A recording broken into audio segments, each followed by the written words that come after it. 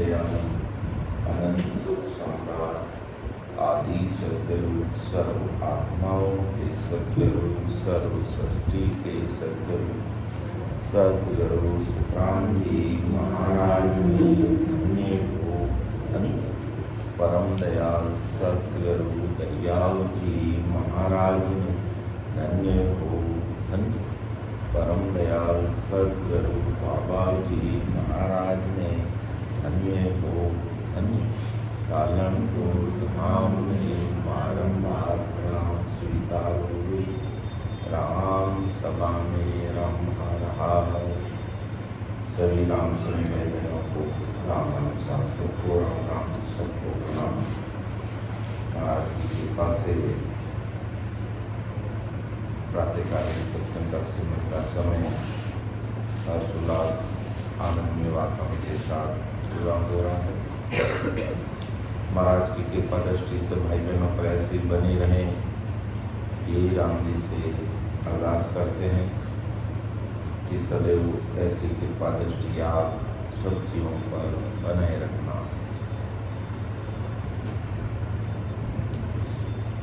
अपना विषय ध्यान समाधि का चल रहा है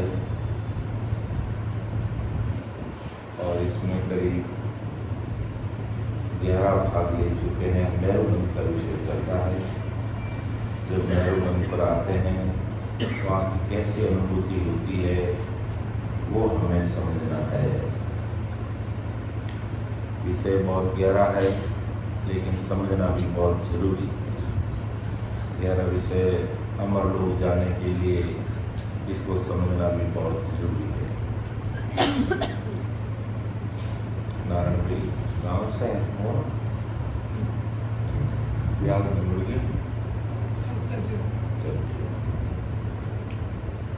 राम जी महाराज की विशेष कृपा है। ये संसार में आना जाना जन्मना शरीर छोड़ना शादी ब्याह ये सब चलते रहेंगे। ये अपने रुकने से कोई रुकने वाले नहीं है। अपन रुके तो समझो दुनिया रुकेगी, कोई नहीं रुकने वाली है। ये दुनिया संसार अपन है तो भी ऐसे ही दुनिया चलेगी और अपन नहीं है तो भी संसार ऐसे ही चलेगा।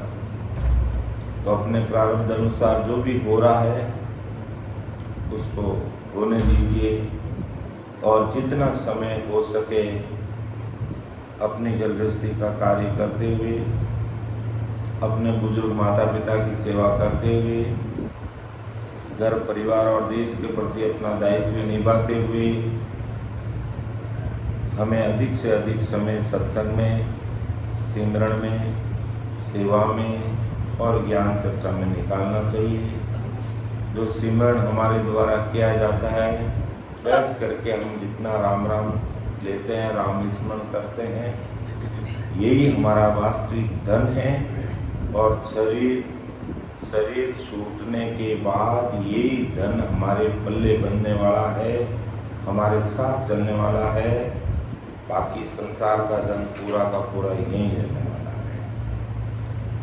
तो मेरुबंध में साथी संख्या 94 94 नंबर साखी को अपन थोड़ा आज वापिस विस्तार से समझने का प्रयास करते हैं,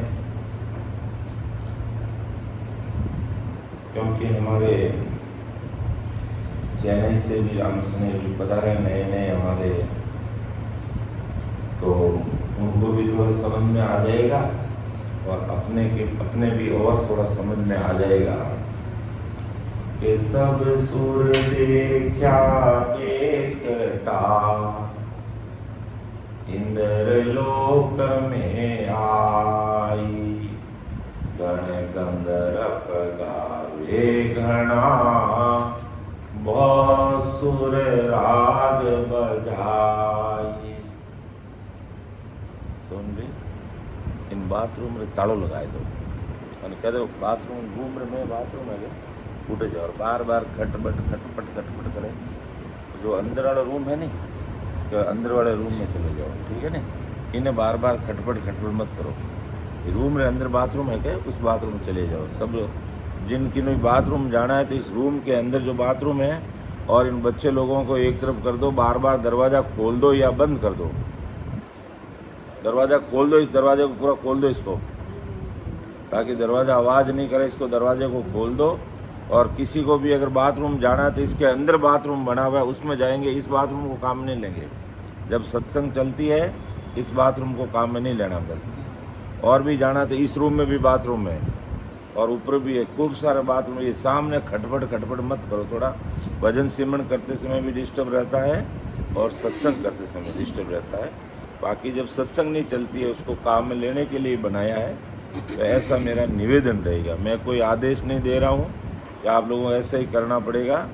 मैं निवेदन कर रहा हूँ कि बार बार ये थोड़ी आवाज़ है, सो भी विशेष ध्यान रखना इसका, ठीक है।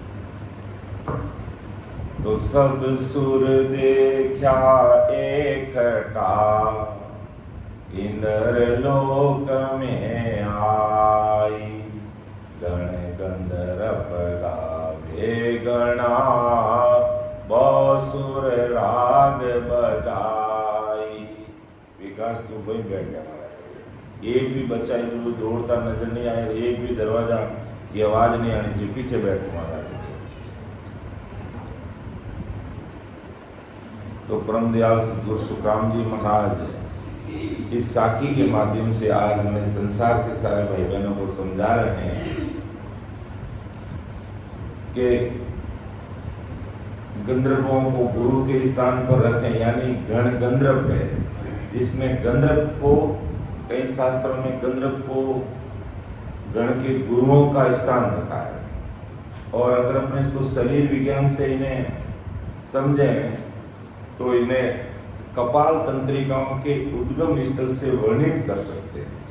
ऐसा शरीर विज्ञान की तरफ से अगर देखें तो इस साखी में अप्सराओं और नर्तिकाओं का वर्णन नहीं है। अनेक ग्रंथों में इंद्रलोक के विवेचन में 11 मुख्य अप्सराएं, इंद्रलोक में मुख्य कितनी अप्सराएं हैं? 11। और अनेक नर्तकी का वर्णन हमारे शास्त्रों में भी मिलता है और सभी देवी देवता इन सारे सुखों में लीन रहते हैं। तो अप्सराओं के वंश में 108 से 1008 तक अप्सरिकाएं उल्लेखित है। अर्थात कितनी अप्सराएं हैं इंद्रलोक में कि अप्सराओं का जो वंश है उनमें 108 से 1008 तक अप्सराएं उल्लेखित है। अर्थवेद हमारे जो 4 वेद है, उन 4 वेदों में जो अर्थवेद है, यजुर्वेद के अनुसार अप्सराएं पानी में रहती है। या इनका संदर्भ लेने का तात्पर्य ये सुनिश्चित करना है कि गंधर्वों के स्थान को पिंड में सुनिश्चित कर सकें। आदि सद्गुरु सुखराम जी महाराज की दिव्य वाणी में मोगनी शब्द उल्लेखित है कि देवता संतों के सामने उन संतों को रोकने के लिए मोगनी भेजते हैं। तो मोगनी जिसे अप्सरा की संज्ञा, मोगनी का मतलब ही क्या है? अप्सराएं, यानी जिसे अप्सरा की संज्ञा दे सकते हैं। और शरीर विज्ञान के अनुसार कपाल तंत्रिकाओं के 12 जोड़े हैं और 12 जोड़ी कपाल तंत्रिकाएं अर्थात रेनिल तंत्रिकाएं दिमाग से सिर, गर्दन और धड़ के कई हिस्सों तक जाती है। तो कपाल तंत्रिकाओं का एक जोड़ा कंधे और गर्दन के लिए है। तो कपाल तंत्रिकाओं के 11 जोड़े चेहरे के अंग प्रत्यंगों को संचालित करते हैं। इन सभी में द्रव्य प्रभावित होता है और इस प्रकार इन्हें 11 मुख्य अप्सराएं यानी मोगनी की संज्ञा दी गई है। और ये तंत्रिकाएं चेहरे की आंखें, नाक, कान, जीवा और चमड़ी से संवेदनाओं का आदान प्रदान अपने उज्ज्वल स्थान तक करती हैं, जिन्हें गंधर्वों की संज्ञा दी गई है। तो महाराज का मत है कि सब सुर देखा एकटा, इंद्र लोक में आई, गण गंधर्व गावे गणा, बहुसुर राग बजाई। और इस साथी को कैसे समझने का प्रयास करते हैं कि अगर श्रोता प्रथम दृष्टि ऐसा विचार मन में ला सकते हैं कि ये सब मन मन या अनुमान पर आधारित विवेचन है, परंतु अनुभव के आधार से ये विवेचन अधिकांश ठीक ही प्रतीत होता है। सभी केवली संतों से निवेदन है कि इसकी पुष्टि और इसका विवेचन ध्यान समाधि के अनुभव से मिलान करने का प्रयास करें। यानी ये जब हम मेरुदंड पर आते हैं तो इन तंत्रिकाओं में कंपन होता है, ऐसा अनुभूति आती है।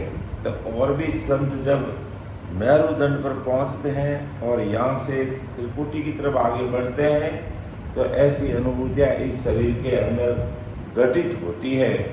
तो उसका मिलान करके इसमें और किसी को कोई अनुभव आता है तो भी अपनी बात अपने यहाँ पर रख सकते हैं। तो ध्यान समाधि की कुछ एक अनुभूतियों की प्रस्तुति का प्रयास है। सभी तंत्रिकाओं का केंद्र मेरु अर्थात सर्वाइकल, सभी तंत्रिकाएं यानी सभी नाड़ियाँ, यहाँ हमारा जो एक गांठ है ये इस मेरुदंड से हमारी शरीर की सारी तंत्रिकाओं का केंद्रीय स्थान है। यहाँ से ये सारी तंत्रिकाएं जुड़ी हुई है, इसलिए यहाँ पर ध्यान आते ही पूरे शरीर में उसका एहसास होता है, कंपन होता, हलचल होती है और कंधों में, पीठ में दर्द होने लग जाता है।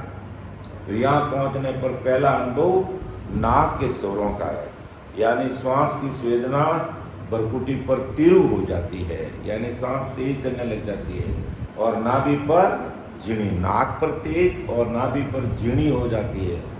दूसरा अनुभव आंखों की निवृत्ति से होता है, दृष्टि अंतर्मुखी हो जाती है। हम जो बाहर देखते हैं वो अंदर की तरह देखने लग जाते हैं और नेत्रों पर खिंचाव प्रारंभ हो जाता है, आंखों में खिंचाव होता है और अश्रु प्रवाहित होने लग जाते हैं, आंखों में आंसू आने लग जाते हैं जब यहाँ तक अपन पहुँचते हैं तब।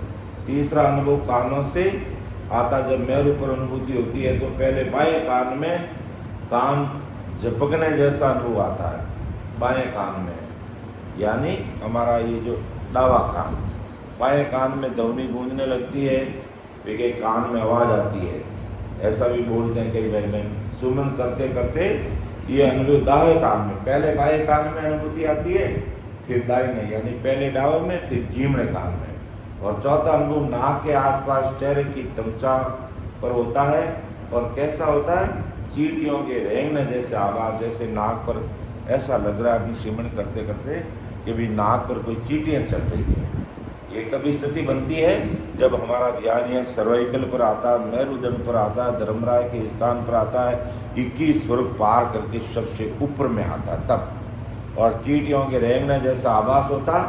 फिर पांचवा आवाज़ जीवा पर होता है, जीवा पर भी झंझनाहट बढ़ जाती है, यानी जीभ भी झंझन करने लग जाती है। इस प्रकार रंकार का प्रसार कपाल तंत्रिकाओं में हो जाता। इस साखी में गण गंधर्वों का द्वारा वाद्य यंत्रों से स्वर के माध्यम से राग बजाने का उल्लेख है। तो चेहरे के 7 द्वार, चेहरे के 7 द्वार, 2 आंखें, 2 कान, 2 नाक, स्वर, 1 जीवा, ये 7 स्वरों से शरीर रूपी वाद्य यंत्र में अनेक राग निकलते हैं और इन रागों का आधार गणिकाएं अर्थात गंधर्व और गणिकाओं से जुड़ी तंत्रिकाएं अर्थात अप्सराएं यानी मोगड़ियां हैं, यानी ये नाड़ियां हैं। और शरीर विज्ञान के अनुसार कपाल तंत्रिकाएं 2 प्रकार के कार्य करती है। पहला संवेदी वेग को बिना प्रयास के आँख, कान, नाक के माध्यम से संवेदनाओं का आदान प्रदान करती। दूसरा मिश्रित वेग जिसमें जीव के प्रयास का मिश्रण रहता है तथा जीवा और संसार करने के माध्यम से संवेदनाओं का आदान प्रदान होता रहता है।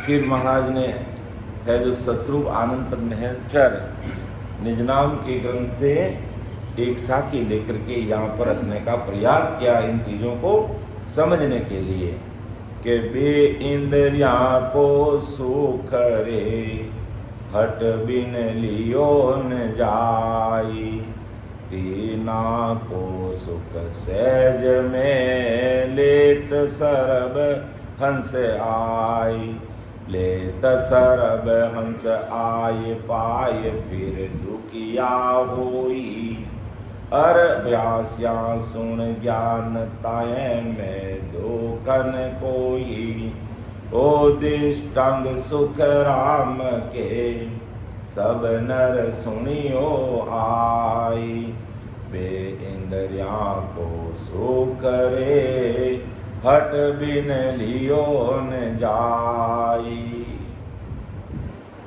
तो परम दयाल सतगुरु सुखराम जी महाराज अपने परम धाम अमरलोक प्रस्थान के 4-6 महीने पूर्व जब महाराज ताराचंद बिछोला गांव में पधार गए थे, अपने शरीर के सगे भाई तुलसा जी ने वहाँ पर गिरधर जी के रूप में जन्म लिया था, उनको लेने के लिए वहाँ पधारे।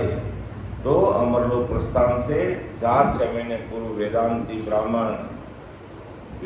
ब्राह्मण गणेश जी के शिष्यों तथा अनेक साधकों को सस्वरूप आनंद पर निरंजन निज नाम उपदेश में ये साखी उच्चारण की कि बे इंद्रियों को सुख रे खटबिन लियो न जाई, तीनों को सुख सहज में लेत सर्वहंस आई, लेत सर्वहंस आई पाई फिर दुखिया होई, अरभाष्या सुन ज्ञान ताए में दुखन कोई, ओ दिष्टांग सुख राम के सब नर सुनियो आई, वे इंद्रिया को सुख रे हट बिन लियो न जाई। अर्थात परम दयाल सदगुरु सुखराम जी महाराज फरमाते की 2 इंद्रियों यानी पहला जीवा से रस यानी स्वाद का सुख तथा दूसरा उपस्थ यानी स्पर्श यानी चमड़ी का सुख बिना हट अर्थात बिना प्रयत्न से नहीं मिलता है। क्या बात महाराज समझा रहे हैं कि 2 इंद्री का अगर हमें सुख लेना है तो हमें मेहनत करके ही लेना पड़ेगा। जीवा का सुख लेना है, हमें ये चीज खानी है नहीं खानी है या खानी है तो उसका सुख अपन मेहनत करके ले सकते हैं। अच्छा, इस चमड़ी स्पर्श इंद्री का सुख लेना तो अपन किसी के हाथ लगाएंगे स्पर्श करेंगे तो वो हमें सुख मिलेगा, बाकी वो सुख नहीं मिलेगा। तीनों का सुख सहज में लेत सर्वहंस आए। 3 इंद्री यानी आंख नाक और कान का सुख हमें कुदरती मिल जाएगा। जैसे मान लो इतने भाई बहन बैठे, एक जना ने परफ्यूम लगाया है तो सबको वो परफ्यूम सूंघने को मिल जाएगा, बिना नहीं ले रहा है तो कुदरती मिल रहा है। अच्छा, जैसे मान लो या इतना अच्छा सुंदर मकान बनाया है, हमें आंखों से देखने का सुख हमें कुदरती मिल रहा है। फिर अगर कोई बढ़िया सा गाना बजा रहा है अपने फोन में, अपन पास में बैठे हैं तो अपन को भी वो सुनाई दीजिएगा। तो कान, नाक और आंख, इन 3 इंद्रियों का सुख हमें सहज में मिल जाता है। लेकिन अगर कोई आमरस पी रहा है तो हमें आमरस का सुख नहीं मिलेगा, हमें आमरस पीना ही पड़ेगा, उसका सुख हमें नहीं मिलेगा। तो 2 इंद्री का जो सुख है, मुख इंद्री का और स्पर्श इंद्री का, ये सुख तो हमें मेहनत करने पर लेने पर ही मिलेगा। 3 इंद्रियां, पहले चर्म चक्षु अर्थात नेत्र से रूप का सुख, दूसरा कानों से शब्द का सुख, तीसरा नाक से गंध का सुख सभी जीव सहज में लेते हैं। इन सुखों को लेने के उपरांत ऊब आती है, फिर दुखी हो जाता है। मान लो एक परफ्यूम लगा के कोई बैठा रोज वही परफ्यूम लगा तो एक दिन ऊब जाएंगे, क्या लगाया, रोज एक ही लगा रहा है। तो ये 5 सुख स्तर नहीं है महाराज माता, ये 5 सुख स्तर नहीं है, ये 5 वासनाओं के सुख स्तर नहीं है जिन्हें वेद को जानकर वैराग्य प्रकट हो जाता। ऐसे ज्ञानी स्वार्थ और उपस्थ इंद्रिय सुख से निवृत्त होने के कारण दुख नहीं मानते। क्या ये ज्ञानी 5 इंद्रिय सुखों से निवृत्त हो जाते? इस पर विचार कीजिए। नयनचर के संयोग से ये 5 इंद्रियों सुख नाभि में विलय हो जाते हैं, अलग हो जाते हैं, पलट जाते हैं। जिस प्रकार 3 इंद्रियों के सुख सहज में मिलते, वैसे ही नयनचर का सुख नयनचरी जीवात्मा को सहज में आने लग जाता है। और हमारे संतों ने इसको समझाने का प्रयास किया। प्राय देखा जाता है कि षड दर्शन के अन्वयों के नाम को श्री 108 या श्री 1008 उपसर्ग के साथ लिखते हैं, यानी आगे क्या लगाते हैं, कोई षडदर्शनी होते हैं वो श्री 108 या श्री 1008 लिखते।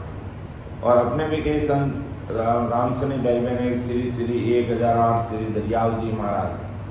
तो ये उपमा ऐसे सदगुरु साहिब जैसे महापुरुषों के लिए बहुत छोटी है, बहुत हल्की है, इसलिए हम श्री नहीं बोलते। पहले बोलते जय बोलते थे कि जय बोलो श्री दरियाव जी महाराज की जय, कि जय बोलो श्री दरियाव जी महाराज की जय। तो जय, अभी हमारे मान लो कोई एमएलए जीत के आ जाए तो उसकी जय जयकार करते हैं कि फलान जी की जय हो जय हो जय हो। और अपने पिताजी के नाम के आगे भी श्री लगाते हैं कि श्री नैना राम जी, श्री मोहन लाल जी, श्री सोमलाल जी लगाते, अपने पिताजी के नाम के आगे भी श्री लगाते हैं। जब हमारे पिताजी के नाम के आगे भी श्री लगाते हैं और कोई है जो राजनेता जीत के आगा उसके आगे भी जय जयकार करते हैं, तो संत क्या इतने सस्ते, हमारे पिताजी के बराबर ही संत, या इन राजनेताओं के बराबर ही हमारे संत। इसलिए सदगुरु दरियाव जी महाराज ने धन्य हो, इसलिए सदगुरु शब्द बोला जाता है। लेकिन अब नहीं बोलते हैं तो उनको ये सदगुरु शब्द और धन्य धन्य अकरता है कि सदगुरु और धन्य धन्य करते हैं, धन्य धन्य करते हैं। और भाई करते क्या, वो ऐसे महापुरुष हुए धन्य हो, धन्य के लायक थे वो। लेकिन हो सकता हमें ध्यान में नहीं आया इस चीज को। सुखसांग जी महाराज ने वाणी जी महाराज देखी तो उसमें कहा कि हम बालक बुद्धि अजान की जो पिछान, यानी हम तो बालक बुद्धि और इसमें कहीं भी कोई कमी कसर है तो तुम पिछान करके सुधार कर लेना। इतने बड़े महापुरुष परम दयाल सदगुरु सुखराम जी महाराज की मौजूदगी में टालनपुर की धरा धरती पर प्रकट होने वाले सदगुरु सुखसांग जी महाराज अपने वाणी लिखी जिनमें की विगत में लिखा कि भाई हम बालक बुद्धि अजान है, इनमें की जो पिछाण, यानी इसमें कोई कमी कसर है तो आप उसमें पिछाण कर लेना। लेकिन हमारे अगर कोई चीज़ समझ में आ जाती है उसके बाद भी हम हल्के शब्दों का प्रयोग करते हैं तो ऐसे महापुरुषों के लिए शोभा नहीं देते। श्री आज मैं मेरे पिताजी के नाम के आगे श्री लगाता हूँ, मेरे माताजी के नाम के आगे श्री लगाता हूँ, और किसी के नाम का किसी का भी नाम लिखते हैं उसके आगे लिखते हैं श्री, श्री रामलाल जी, श्री सोमलाल जी, श्री बाकर सिंह जी, श्री पाठ सिंह जी, श्री डूंगर सिंह जी, ये नाम लगाते हैं। तो फिर बाकर सिंह जी, पाठ सिंह जी, डूंगर सिंह जी के बराबर ही है दरियाव जी महाराज, तो उनसे तो बहुत बड़े आगे है वो। ऐसे महापुरुषों के आगे सदगुरु दरियाव जी महाराज को धन्य हो, धन्य। ये धन्य धन्य बोलने का कारण यही है। तो यहाँ भी हमारे संतों ने लिखा कि भी षड्दर्शनियों के अन्वयों के नाम को श्री श्री 108 या श्री श्री 1008 उपसर्गों के साथ लिखते हैं, और इन संख्याओं के लिखने का उद्देश्य विभिन्न मान्यताएं, इनके पीछे भी मान्यताएं हैं कि 108 क्यों लिखते हैं, 1008 क्यों लिखते हैं। अधिकांश मान्यताओं में श्री का संबोधन देव माया और अप्सराओं से है। श्री का संबोधन देव माया और अप्सराओं से है। तो एक मान्यता ये भी है कि जिन्होंने सर्व की 108 अप्सराओं पर विजय प्राप्त कर ली है, अर्थात इंद्रिय जीत हो गए, वे दंडी स्वामी या किसी मठ के महंत कहलाते हैं, और उनका संबोधन श्री श्री 108 से किया जाता है। यानी 108 अप्सरों को जीत ली तो उनके आगे 108 लगाएंगे। तो महाराज से तो इन देवी देवताओं और इनकी अप्सरों से क्या लेना देना, इनको तो कभी छोड़ करके आप अमर देश पहुंच गए, जिनका ये कोई चीज ही नहीं है वहां पर। तो जिन्होंने सभी अप्सरों पर विजय प्राप्त कर ली और मन को वश में कर लिया, वे मंडलेश्वर कहलाते हैं, और उनका संबोधन श्री श्री 1008 से किया जाता है। इसका विचार करते हुए या न भी करते हुए बहुतारी संतों को सद्गुरु शब्द से संबोधन करना चाहिए। यानी जितने भी हमारे संजन हुए बहुतारी संजन, उनको सद्गुरु श्री नहीं लगाना चाहिए। श्री तो हमारे माँ बाप के सामने लगाते हैं, तो महाराज के आगे श्री लगाएंगे तो कितना हल्का शब्द है। इसलिए हमारे संतों ने लिखा है कि ऐसे बहुतारी संत, केवली संत, भजन करने वाले, नाम वाली संत इस धरा धरती पर प्रकट हुए, तो उन संतों को सद्गुर शब्द से संबोधन करना चाहिए, यानी उनके आगे सद्गुर लगाना चाहिए। उनके नाम में कभी भी सीधी सीधी 108 या सीधी सीधी 1008 कुछ नहीं लगाना। 108 लगाना मतलब 108 अप्सराओं को जीत लिया, 1008 लगाना मतलब 1008 अप्सराओं को जीत लिया। तो संतों ने तो सबको पहले से कभी इस मेरुदंड को पार करने पर इन देवताओं को, इन गंधर्वों को, इन यमदूतों को, इन अप्सरों को, इन देवियों को जीत लिया। इसलिए उनके आगे ये शब्द हल्के पड़ते हैं। इसलिए हम सद्गुरु सुखराम जी महाराज को धन्य धन्य बोलते हैं। श्री सुखराम जी पहले क्या बोलते हैं कि जय बोलो श्री दरियाव जी महाराज की जय। तो जय तो संसार के देवी देवताओं के लिए भी जय बोलते हैं, और कोई राजा महाराजा होता है उसके लिए भी जय जयकार करते हैं। तो महाराज क्या देवी देवता और राजा महाराजाओं और ये नेताओं के जितनी ओहदा रखते क्या, इससे बहुत बड़े आगे होते हैं महापुरुष संजन, जिनकी गति ये देवता ब्रह्मा विष्णु महेश भी नहीं जानते हैं। तो ऐसे महापुरुषों के आगे सद्गुरु शब्द का हमें प्रयोग करना है। लेकिन कोई नहीं करते हैं तो उनको अकर्ता ये धन्य धन्य बोलते हैं। ये है जो सद्गुरु शब्द लगाते हैं, इसका कारण ये है, लेकिन अब नहीं समझते हैं तब तक उनको अकर्ता है। तो नाचे खेले कम कमे तरसावे मोरीत, इंद्र लोक सुख राम के गण दिन आसी जीत। तो परमदयाल सद्गुरु सुखराम जी महाराज आज संसार के सारे भाई बहनों को फरमाते हैं कि इंद्र लोक में नाचने, खेलने, कूदने, फादने की रीति है, क्योंकि वहाँ सारे गाने बजाने, अप्सराएं, नर्तकियां नाच गाने करती है और सब देवता वहाँ के सुख भोग भोगते हैं। और वे क्या चाहते हैं कि संत भी आए हैं तो ये हमारे सिंहासन पर बैठे और हमारे ये नाच गाने अप्सराओं को देखे खेले कूदे। लेकिन संतों को इनसे कुछ भी लेना देना नहीं है, क्योंकि संतों को तो अमर लोक में पहुंचाना है। ये देवलोक और देवलोक की अप्सराओं और देवताओं के नाच गानों में नहीं रहना है।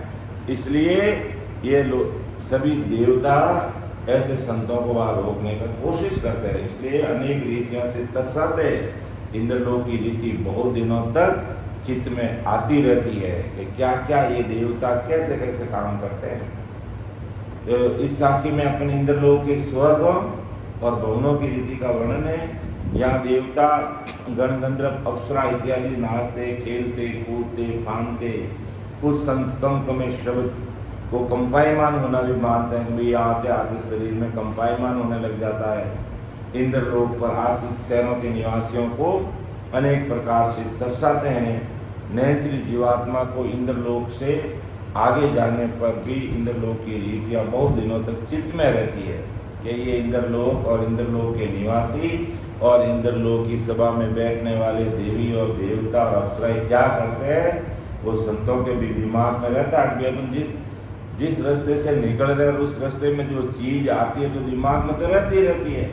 ये देखो हम आज मान लो हम यहाँ राम सभा में सत्संग करें, तो सत्संग का कैसे आनंद आया, कितना भजन किया, तो ये चर्चा हम करते हैं आगे जाकर भी कि नहीं हमारे घर में 4 दिन का कार्यक्रम रहा, बहुत अच्छे से रहा, बहुत अच्छे से भजन हुआ। और फिर रास्ते जाते जाते हमें और कोई चीज़ देखने को मिलती है तो वो भी दिमाग में रहती है भी। तो इस प्रकार इंद्र लोक से संत जाते हैं तो इन देवताओं की बातें उनके चित्त में रहती है।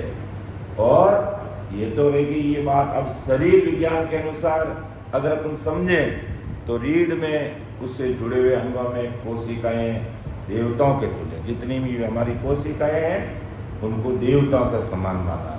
और नाड़ियाँ ग्रंथियाँ हैं वो गण और गंधर्व हैं। और कंपाल तंत्र की तंत्रिकाओं को निकलने के स्थान भी गंधर्व ही है। सिराएं, अक्षतंतु, नसें, अप्सराएं या मोगनी, जितनी भी हमारी नसें क्या है, ये मोगनी अप्सराएं हैं। और इन सब में कंपन होने जाती है, सब नाचने लग जाती है, शरीर दूधने लग जाता है। फिर श्वेत पदार्थ की नसों पर कवच रहते हैं, ये अप्सराओं का श्रृंगार है। यानी सफेद रंग की जो नस है वो क्या अप्सराओं का श्रृंगार है। और दूषित पदार्थ की नशा पर कोच नहीं रहते हैं। वो सभी गतिशील है अर्थात नाचते खेलते हैं। ये शरीर के विभिन्न अंगों की संवेदनाओं को न्यूरॉन अर्थात तरंगों और द्रव्यों के माध्यम से रीढ़ द्वारा मस्तिष्क तक आदान प्रदान करते हैं और तरंगों को एक पैर और द्रव्यों को दूसरा पैर जाने तो अप्सराएं या मोगनी संवेदनाओं को तरंगों और द्रव्यों से आगे बढ़ाते हैं अर्थात कूदते फांदते हैं। शरीर की भूख, प्यास, दुख, पीड़ा इत्यादि की संवेदनाएं रीढ़ से मस्तिष्क तक पहुंचती है, तभी शरीर के अंग प्रत्यंगों की आवश्यकता की पूर्ति होती है। तो ये शरीर की संवेदनाओं की गति निरंतर है अर्थात जब शरीर आवश्यकताओं के लिए तरसता है तभी मस्तिष्क में कुछ समय की पूर्ति की जाती है। ध्यान समाधि के संदर्भ में मेरु स्थान पर पहुंचने पर सभी नसों में द्रव्यों के चलने की अनुभूति होती है। ये भी सारे नाड़ियों में हमारे ये द्रव्य चल रहा है। भूख, प्यास, दुख, पीड़ा इत्यादि का एहसास रहता है और मेरु से आगे जाने पर सुमरण की अवधि स्वतः ही बढ़ जाती है और सुमरण के समय भूख, प्यास, दुख, पीड़ा इत्यादि का एहसास कम होने लगता है और समय का भी एहसास क्षीण हो जाता है। तो इस प्रकार शरीर विज्ञान के द्वारा इन नाड़ियों में रोम रंकार होना भी समझते हैं और देवताओं के स्थान है और ये देवता भी है जो अपने नाच गानों के द्वारा संतों को वहाँ रोकने का प्रयास भी करते हैं। इसलिए फिर महाराज ने अगली साखी में लिखा कि देवलोक में दुख गणो जहाँ आद स्थान सुखियायूं सब जान के धर्यो ब्रह्म को ध्यान। के देवलोक में दुख गणो क्योंकि वो भी है जो इन पांचों विषय में लगे, पांचों विषय के भोगों में ही लगे हुए देवता भी और उनका स्थान मेरु स्थान पर है। इसलिए महाराज माता है मैं इन देवताओं को, इन यमदूतों को, इन राक्षसों को, इन जमदूतों को, इन देवियों को, इन अप्सराओं को या इन मोगनियों को, इन परियों को देख देख कर मेरे समझ में आ गया सुखिया यूं सब जान के धरियो ब्रह्म को ध्यान।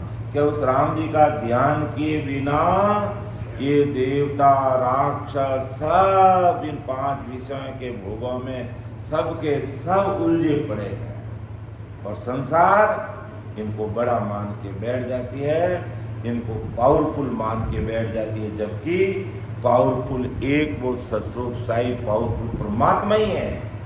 और उस देश में नहीं पहुंचते तब तक ये देव दानव राक्षस हमारा पीछा छोड़ने वाले नहीं है।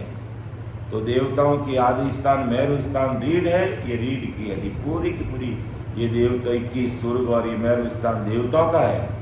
मृत्युलोक के निवासी यदि ऐसा समझता है कि देवलोक में पहुंचकर सुख मिल जाएगा, तो यहाँ सुख नहीं, ये तो खुद एक दूसरे से ईर्ष्या करते हैं। ये सभी लोग जान लो कि देवलोक में बहुत दुख है। गुरु की साखियों में सुख का वर्णन देखा तो साथ साथ दुख भी जाना। यदि देवता 33 करोड़ है तो उन सब के साथ 14 करोड़ जमदूत भी है, उनके साथ राक्षस भी है। यदि सभी देवताओं के सफेद पश्चिमी विमान है तो सभी वस्त्र भी है। दिन रात मृत्यु लोक के निवासियों की जरूरतों के लिए कार्य करना पड़ता है देवताओं को।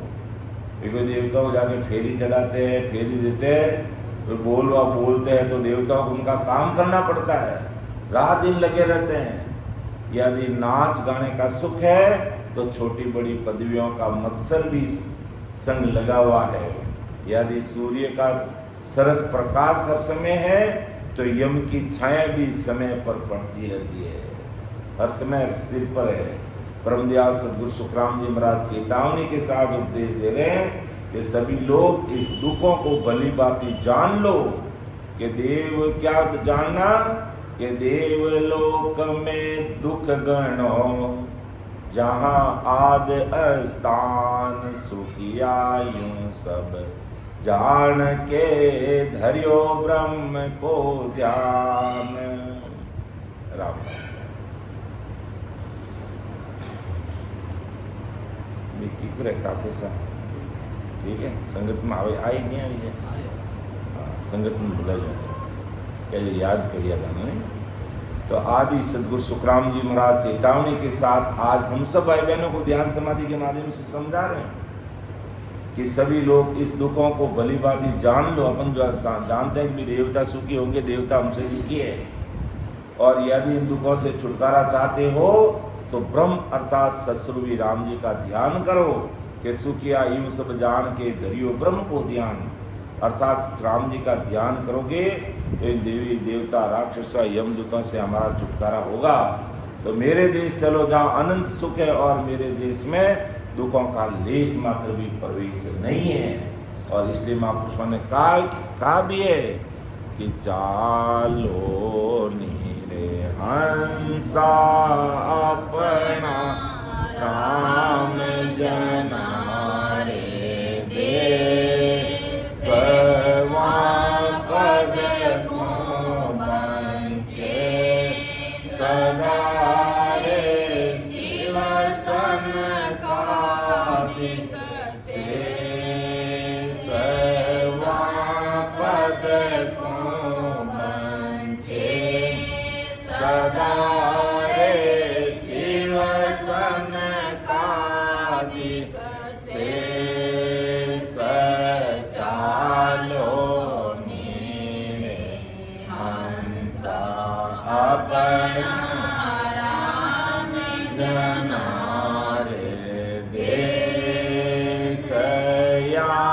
युग में फिर कछु नहीं रे सुख दुख बारंबार या युग में फिर कछु नहीं रे सुख दुख बारंबार वीर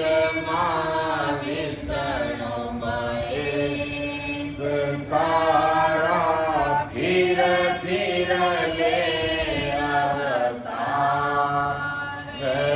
वीर विष्णु महेश सारा फिर फिर ले अवतार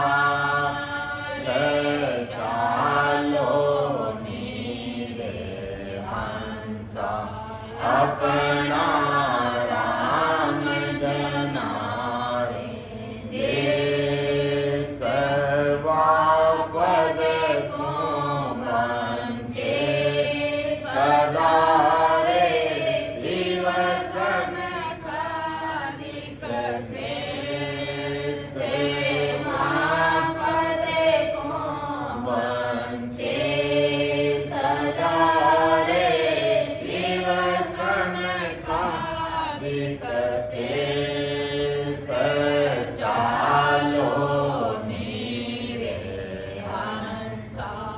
अपना राम जना रे देश।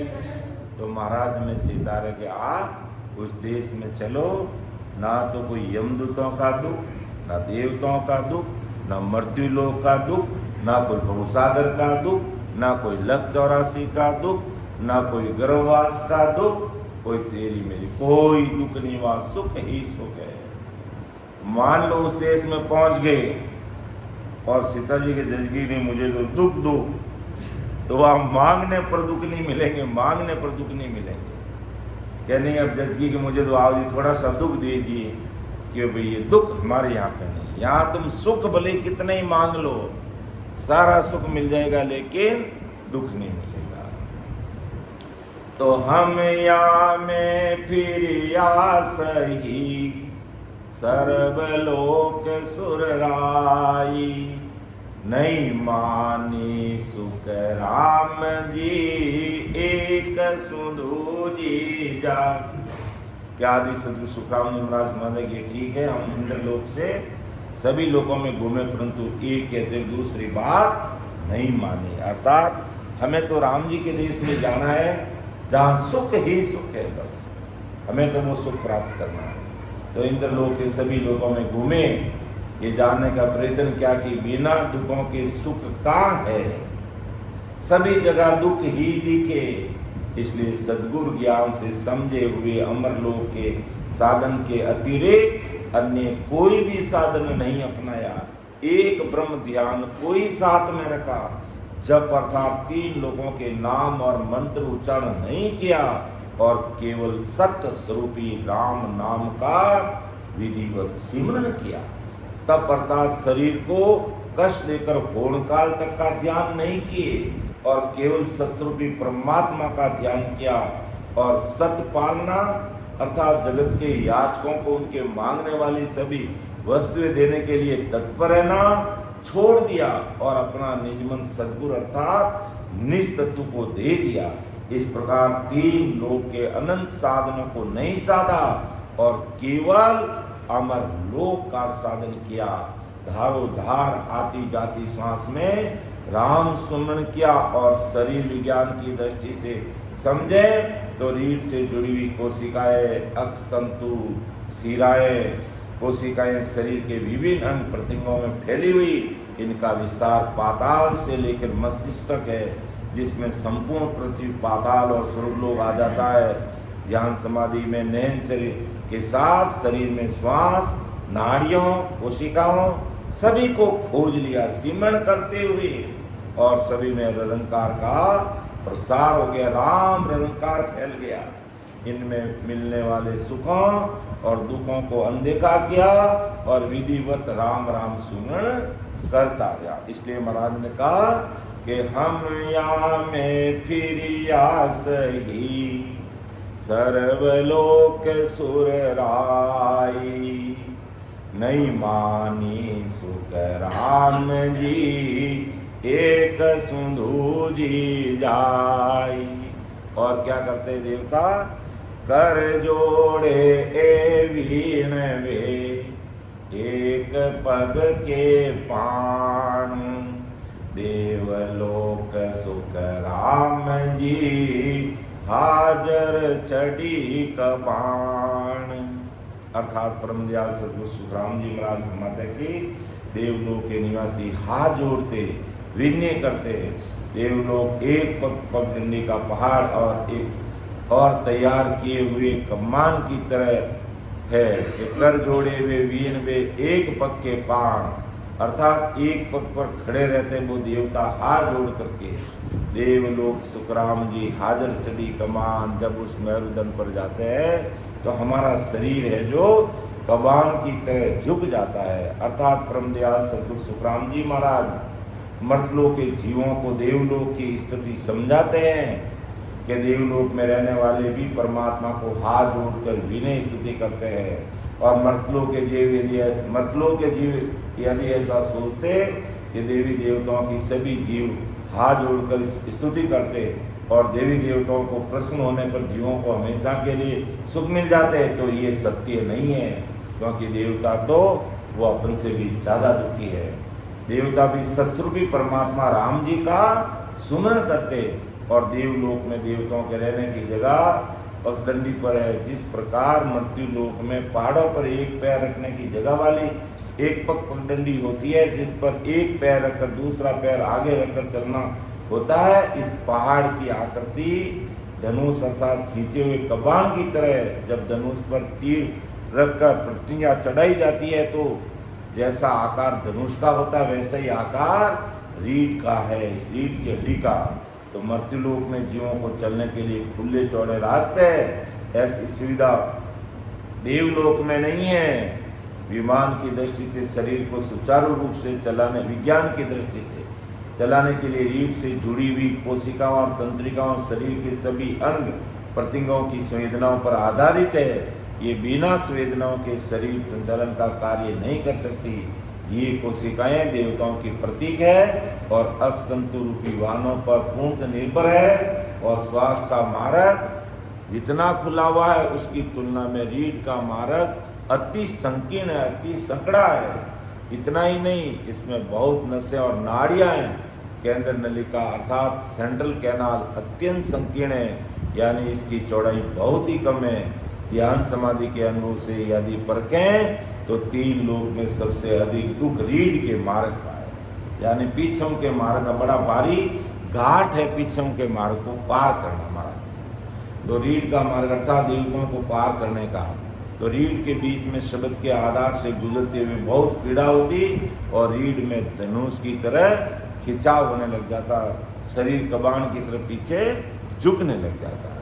फिर महाराज फरमाते हैं कि एक तमाशो उन लोक में सुन जो सब जन लोई, ताव पड़े सुर लोक में चढ़न देवे कोई। के सभी जनता संत सभी लोग उस देवलोक का एक तमाशा और सुनो। क्या है पीछम मार्ग से आगे बढ़ने पर कि कोई भी अपने के ऊपर लोक में जाने नहीं देता, यानी देवलोक में बड़ा ताप पड़ता, सभी एक दूसरा रोकने की कोशिश करते हैं। तो देवलोक की ऐसी रीति है कि वहाँ के निवासी अपने से ऊपर जाने वाले लोकों में किसी को जाने नहीं देते, रोकने का प्रयास करते हैं। तो देवलोक के निवासियों को ऊपर वाले लोगों के निवासियों से ताप पड़ती है, ईर्ष्या होती है, वो मेरे से ऊपर है मैं नीचे हूँ। तो नीचे लोग के देवताओं में ऊपर के लोग के देवताओं में मत्सरता रहती है, ईर्ष्या रहती है, ऊपर जाने वालों को रोकने के उपाय वे करते रहते हैं। अर्थात इस संबंध में अनेक कथाएं भी प्रचलित है कि एक कथा सती अनुसुया की है कि 3 देव ब्रह्मा विष्णु शंकर ने अपनी पत्नियों सावित्री लक्ष्मी और सती पार्वती के मत्सर के कारण सती अनुसुया के खिलाफ षड्यंत्र रचा, क्योंकि जानी मानी अनुसुया सती जी और उनकी महिमा 3 लोग 14 भवन में हो रही थी। तो ब्रह्मा विष्णु महेश और शंकर की पत्नियों को ये चीज़ सहन नहीं हुई। किसको? सावित्री लक्ष्मी और सती पार्वती को ये सहन नहीं हुआ। तो फिर क्या हुआ? तो इन्होंने क्या किया कि है जो सती अनुसुया का सत खंडित करने का प्रयास किया और अपने पतियों को वहां पर भेजा। याद है ये कथा आपको कि अपने पतियों को ब्रह्मा विष्णु और महेश तीनों को वहां पर भेजा कि आप जाकर के अनुसुया का सत खंडित करो। वो सतीवर थी, सत का पालन करने वाली थी और वहां इन्होंने साधुओं का वेश करके जाकर के भिक्षा मांगी, भिक्षा ही मांगी। वहां जाकर के उन्होंने भिक्षा मांगी, लेकिन कि भिक्षा हम कब लेंगे? क्या कहा उन्होंने? हाँ, उन तीनों ने क्या कहा आपको पक्का याद है? बोल दो, बता दो कि जब उस तीनों ने ब्रह्मा विष्णु में साधु का रूप कर लिया और सती अनुसुया के पास जाकर के कहा हमें भिक्षा चाहिए, लेकिन हम तुम्हारी भिक्षा तभी स्वीकार करेंगे जब शायद तुम निर्वस्त्र हो जाओगे ना। हाँ, कि तुम निर्वस्त्र हो जाओ और निर्वस्त्र होकर के भिक्षा दो। अब ये कैसे साधु है और अब बाहर ऐसा कोई साधु भिक्षा लेने के लिए जाए और कोई भाई भिक्षा देवे और उसको कह दे तू निर्वस्त्र हो जा, तो साधु का रूमता चुगले रूमता है। ये ऐसा कोई बोल सकता है? एक तो उल्टा भिक्षा दे रहे हैं और एक ऐसा कह रहा निर्वस्त्र हो जाओ। लेकिन वो अनुसुया बहुत समझदार थी, समझ गई वो उनकी चाल को, तो कहा ठीक है। तो उन्होंने अपनी तपस्या सत्य के आधार से उन सबको 6 महीने के नन्हे नन्हे कूके कर दिए। उन सबको ने हाँ, तो बोलो इसको बोलो हाँ बोलो, माइक पर बोलो इसको, हाँ बोलो। अनुसुया मतलब पति से पूछती है कि जो भिक्षा मांगने के लिए आए तो उन्होंने मुझे ऐसे कहा है तुम निर्वस्त्र हो तो मुझे भिक्षा देना, तो आपकी आज्ञा हो तो मैं ऐसे कर सकती हूँ क्या? तो उसके पति से जब आगे मिली तो उन्होंने कहा तुम कर सकती हो। तो निमंत्रण तो हो गई, लेकिन उससे पहले ब्रह्मा विष्णु महादेव का छोटा छोटा बालक रूप में उनको बना दिया। हाँ, तो शायद उनके पति ने कहा कि ये मैं जल दे रहा हूँ, वो जल ले जाकर उनके ऊपर छिड़क देना, ये जल छिड़क देना। ये जल छिड़कते ही वो बालक रूप हो जाएंगे, और बालक रूप हो जाएंगे तो वह फिर तुम भले नर्विस्तर हो जाएगा, कोई फर्क नहीं पड़ता है। तो वो तो अपने सती तत्व के हिसाब से ऐसा कर दिया, और वो बालक रूप उस पालने में अंदर तीनों को सुला दिया, और उनको भिक्षा भी दे दी कि लो अब खूब सारी भिक्षा ले लो। अब कहते काफी समय बीत गया, महीना 2 महीने हो गए, 6 महीने तक उस पालने के अंदर वही है जो खा रहे हैं, और वही बस ऊपर से डाल रहे, नीचे से निकल रहा है, कोई धोने वाला नहीं वहाँ पर, पूरे भरे पड़े। ये हालात किसके हुए? ब्रह्मा विष्णु महेश के। और अब वे तीनों, सावित्री, लक्ष्मी जी और पार्वती, उनको पता है कि मैंने ही भेजा था, तो वो जा आकर के अपने पतियों के बारे में पूछती है अनुसुईया को कि हमारे पति आए थे ना यहाँ पर भिक्षा लेने के लिए। तो कहा तुम्हारा पति, तीनों वाले एक समान, ढूंढ लो तुम्हारा पति कौन सा है यहाँ, ऐसा कहा उनको, है ना। हाँ, अपने दूसरे पति के हाथ लगाए तो तुम्हारा सत खंडित हो जाएगा, ध्यान कर लेना। तुम हमारा सत खंडित करने के लिए आए। तो कहने का मतलब परम दयाल सद्गुरु सुखराम जी महाराज फरमाते हैं कि इस प्रकार ये देवी देवता एक दूसरों से ईर्ष्या करते हैं, इनके पास इतनी सिद्धि है, इतने पास इतना पावर है, एक स्वरूप में बैठे, दूसरा उसके ऊपर, तीसरा उसके ऊपर, 21 स्वरूप है ऊपर से ऊपर। तो नीचे वाला बेचारा देख देख करके वो दुख पाता है, और ऊपर वाला देख करके नीचे वाला नीचे ही रहे, ऊपर नहीं आ जाए, ऐसे एक दूसरे की टांग खिंचाई में लगे रहते हैं। तो महाराज हमारे परम दयाल सद्गुरु सुखराम जी महाराज क्या कहना चाहते हैं कि अपन देवताओं को बड़ा मानते हैं, उसका पूजा पाठ करते हैं, ये तो खुद एक दूसरे से दुखी है। तो एक तमासो उन लोक में सुन जो सब जन लोई, ताव पड़े सुर लोक में चरण देवे कोई। और एक कथा ऋषि विश्वामित्र की है।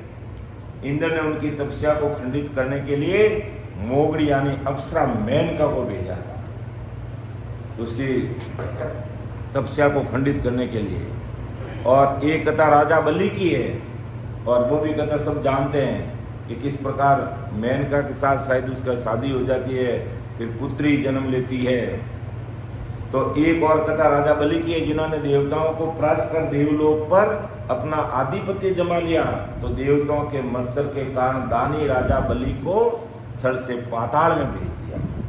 तो कितना भारी दुख है देवलोक का। परम दयाल सद्गुरु सुखराम जी महाराज आज हमें समझा रहे हैं कि एक तमाशो उन लोक में सुन जो सब जन लोई, ताव पड़े सुरलोक में चरण देवे कोई। एक दूसरे को आगे बढ़ने ही नहीं देते हैं। तो इस प्रकार देवलोक के निवासी अपने से ऊपर के लोक में जाने वालों को यहन कैन प्रकैन रोकने का प्रयास करते हैं, टांग खिंचाई करते हैं। और आज संसार में भी क्या है, एक भाई अगर आगे बढ़ रहा है तो दूसरा उसकी टांग खिंचाई करेगा। तो देवलोक को पार करने का साहस करने वाले पराक्रमी ऋषि को धर्मराज अपने दरबार में न्याय के लिए रोक लेते हैं।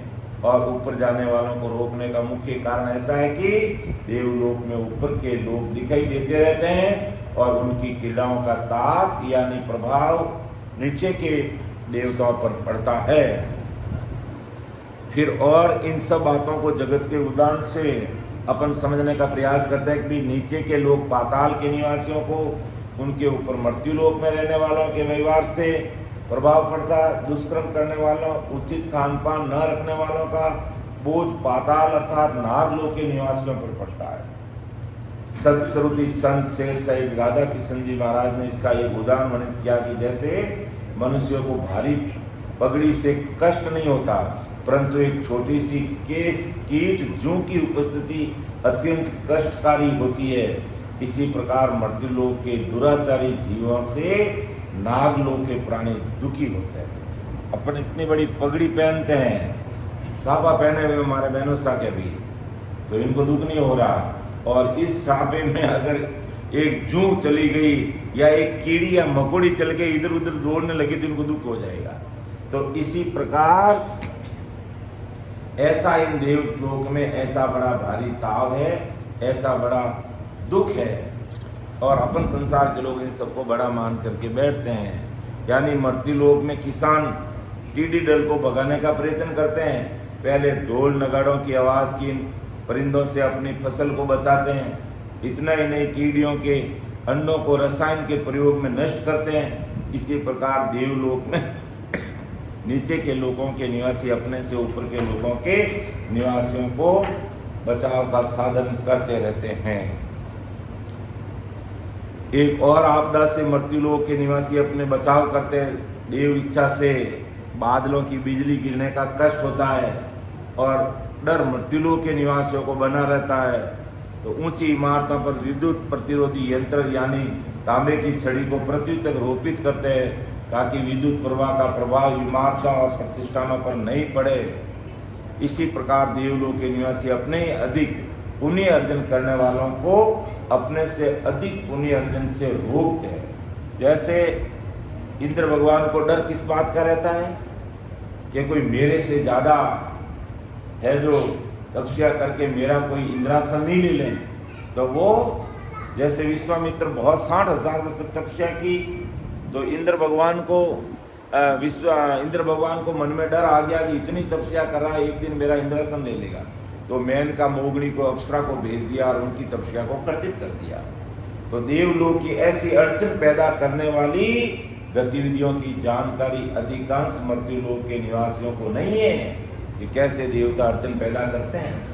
सतस्वरूप विज्ञान ज्ञान से ये सब लोग की रीतियों की जानकारी हमें होते हैं। परम दयाल सतगुरु सुखराम जी महाराज हमें समझा रहे हैं कि किस प्रकार ये हमें आगे बढ़ने में रोकते हैं, हम इनको बड़ा मान के बैठते हैं। तो शरीर विज्ञान की दृष्टि से अधिक जानकारी नहीं है, कोई वेदी जन उसका खुलासा कर सकते हैं। ध्यान में मृत्युलोक से अमरलोक के मार्ग में सबसे अधिक कठिन मार्ग मेरू का है, यानी सबसे बड़ा ताप इस मेरू का है। यहाँ से सबक के साथ जाते समय रीढ़ में सर्वाइकल पर बहुत पीड़ा होती है और गर्दन को दाएं बाएं घुमाने में भी परेशानी होने लगती है। सुमरन करने से मन नहीं लगता, श्वास में राम नाम भी कम हो जाता है। अरे संपजी ने बोला था। इन कठिनाइयों को पार करने के उपरांत पहले बाएं कान में झपकने जैसा अनुभव होता है और कान में ध्यान ध्वनि सुनाई देने लगती है और ये ध्वनि सुमन में बाधा उत्पन्न करती है। फिर राम राम सुमन करते करते दाएं कान में इस प्रकार अनुभव आते हैं। इन सभी परेशानियों को पार करने के उपरांत ही नहीं श्री जीवात्मा की सुरती त्रिकुटी पर पहुंचती है। तो ऐसा मतलब इतना भारी दुख देवलोक का है।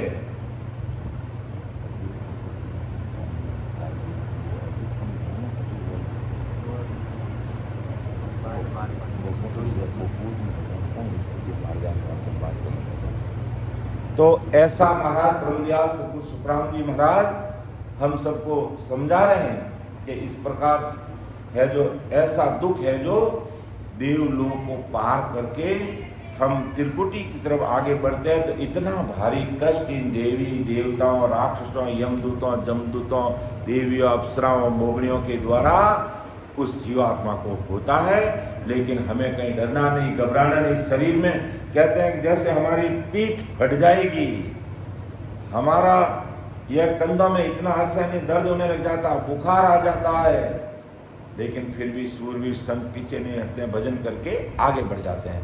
तो महाराज ने हमें अच्छी तरह से खोल करके बताया कि भी हम तो देवताओं को बड़ा मान के बैठे हैं और देवता तो आपस में भी एक दूसरे को रोकने का प्रयास करते हैं, तो हमें ही अमरलोक में कैसे भेजेंगे भाई? ये हमें अमरलोक में नहीं भेज सकते हैं। संसार का हमारा छोटा मोटा काम देवी देवता कर सकते हैं, लेकिन अमरलोक हमें नहीं भेज सकते हैं। अमरलोक जाने के लिए हमें सदगुरु जी महाराज का ही शरण लेना पड़ेगा और दूसरा कोई उपाय नहीं है। फिर अंतिम साथी लेते हैं कि वहाँ सतगुरु का बैण सो लिया सूरत समाल, इत हमको सतगुरु कयो सुखिया सुरपुर काल। अर्थात आदि सदगुरु सुखराम जी महाराज में उस जगह देवलोक में सुरती ने सदगुरु के वचनों के अनुसार अपने आप को संभाल कर रखा, नहीं तो ये देवलोक में हमारी सुरती को छिन भिन कर देते हैं। ना जाने कितनी अप्सराएं, कितनी मोगनियां, कितनी देवियां है जो उस साधक का ध्यान है जो इधर उधर कर देती है और भक्ति भजन से वो दूर हो जाते हैं। तो यहाँ सदगुरु ने बताया कि सुरपुर अर्थात देवलोक में भी काल है, यहाँ भी काल की पहुंच है कि वहाँ सदगुरु का बैंड सो लिया सुरत संभाल के सदगुरु जी महाराज के बैंड, सदगुरु जी महाराज के अनबे भाई वचनों को सुना, संभाला और उन वचनों पर खरा उतरा। इत हमको सदगुरु कहो, सदगुरु जी महाराज का सुखिया सुरपुर काल, क्या ये सुरपुर का जो 21 सुर्ग है, चाहे ऊपर में 6 देवताओं की पुरिया है या त्रिकुट के सब काल का वासा है। तुम्हें यहाँ पर कान नहीं देना, तुम्हें यहाँ पर ध्यान नहीं देना। कि सदगुरु के सस्वरूप विज्ञान ज्ञान से समझाया कि देवलोक में काम, क्रोध, लोभ, मोह, मत्सर इस प्रकार के अनेक शत्रु भरे पड़े हैं। ये सभी शत्रु काल के योद्धा है। यमराज का स्थान भी देवलोक में, इस यमराज के अधीन 14 यम यानी 14 करोड़ यमदूतों की फौज के साथ इसी स्थान में जुड़े हैं। इस मन का विस्तार देवलोक में भी इतना ही नहीं, गौण काल का प्रतिरूप मन आदि अनादि से जीवात्मा के साथ लगा हुआ है। इसलिए सद्गुरु समझाते हैं कि सुरती को निरंतर संभालो, सूरत को ठिकाने लगाओ और इस सुरपुर अर्थात देवलोक में काल है, अमरलोक के अतिरिक्त सभी लोकों में काल का अस्तित्व है। ऐसा परम दयाल सद्गुरु सुखराम जी महाराज हमें इस साखी के माध्यम से हमें समझा रहे हैं। तो इस प्रकार शायद मुझे लगता है ये मेरू बंद का विषय पूरा हो चुका है। साखी संख्या हमारी है जो 83 से 100 तक ले चुके हैं और सारांश के रूप में जो अंतिम साखी हमेशा बोलते हैं वो हम बोलेंगे। उसके बाद में हम सामूहिक रूप से एक पद लेते हुए कोशिश करते हैं कि आज परमात्मा हमारे बड़े भाई साहब आज संसार में नहीं रहे।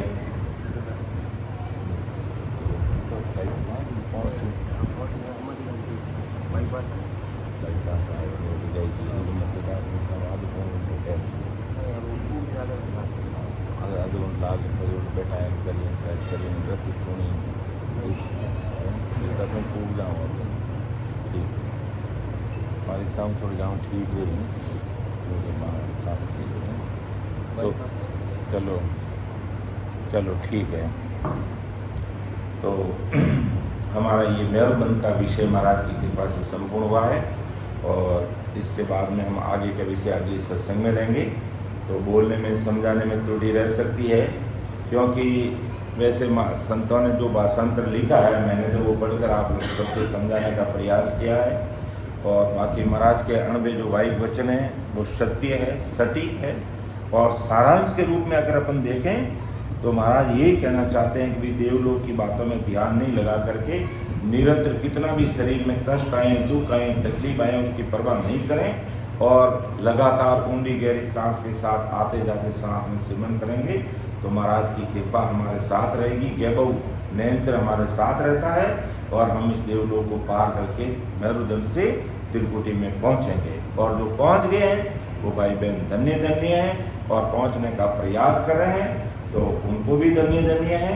और लग करके क्योंकि अंदर का मार्ग समझना हमें बहुत जरूरी है, विषय बहुत गहरा है लेकिन फिर भी रखने का प्रयास करने की हिम्मत कर रहे हैं कि भाई ये विषय हमारे समझ में आए, कैसे कष्ट आते हैं। नहीं तो अपन क्या करते हैं कि भाई भजन करने बैठते हैं मेरी तो कमर दुखनी, यही कहते हैं कि तुम्हारी कमर कब दुखती है कि जब हम सिमरन में बैठते हैं और सिमरन नहीं करते तुम्हारी कमर नहीं दुखती, बिल्कुल नहीं दुखती।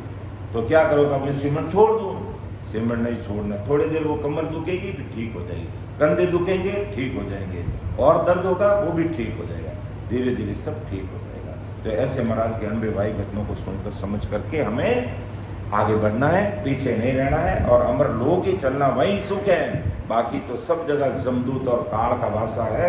ऐसा परम दयाल सद्गुरु सुखराम जी महाराज हमें समझा रहे हैं। मेरे समझाने में बहुत सारी गलती त्रुटियां रह सकती है, आप छोटा भाई समझ करके मुझे क्षमा करेंगे। सुन जो मैं निर्दोष हूँ, लाट बांध जस होई, तुम हर बोल हार हो, क्या जानेगा कोई। परम दयाल अनंत सुख सम्राट आदि सद्गुरु, सर्वात्माओं के सद्गुरु, सर्व सृष्टि के सद्गुरु, सद्गुरु सुखराम जी महाराज धन्य हो, धन्य। राम सभा में राम महाराज। सभी राम सनी भाई बहनों को राम राम राम, सबको राम राम, सबको प्रणाम।